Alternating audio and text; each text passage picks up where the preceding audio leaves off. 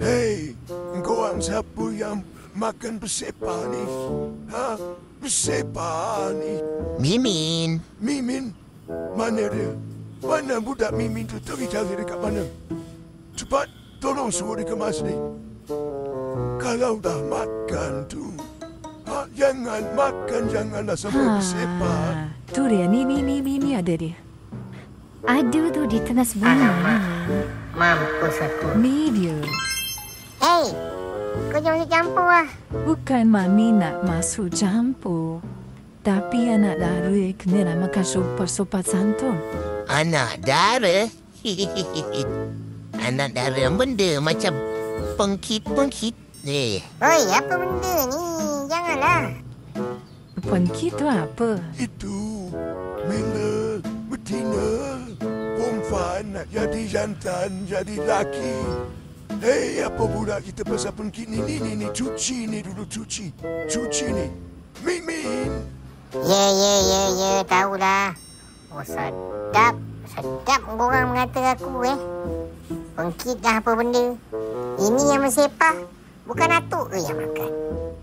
Atuk ni dah nak start nyanyuk ke? Hei, Mimin. Kurang asam kau. Kau kata aku ratu nyanyuk. Tak payahlah, gaduh-gaduh tak baik tau. Kutu atuk, mai makan.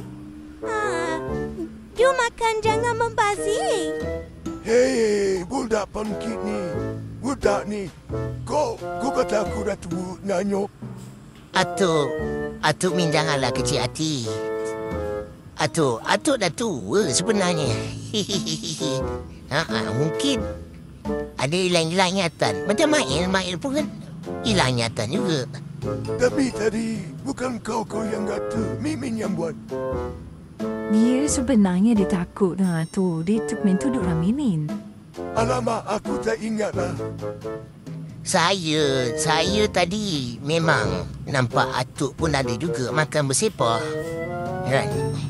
Cip, saya nak tanyalah. Kalau yang jantan nak jadi macam betina, dia panggil apa pula? Cip, saya Mami ni tak berapa faham lah. Atuk bijaksana, sila jelaskan. Kalau yang jantan nak jadi betina, yang lelaki nak jadi perempuan, itu kita panggil pondan. Benda? Pondan? Bukan ke kalau pondan tu yang tak ada telur? Betul ke yang tak ada telur? Betul juga. Kalau yang tak ada telur tu pun kita panggil pondan. Tahu tak apa? Tapi korang-korang ni yang jantan-jantan tak ada telur ni kira pondan lah. Alamak, Main, engkau aku, kita semua ni kira pondan lah. Yelah.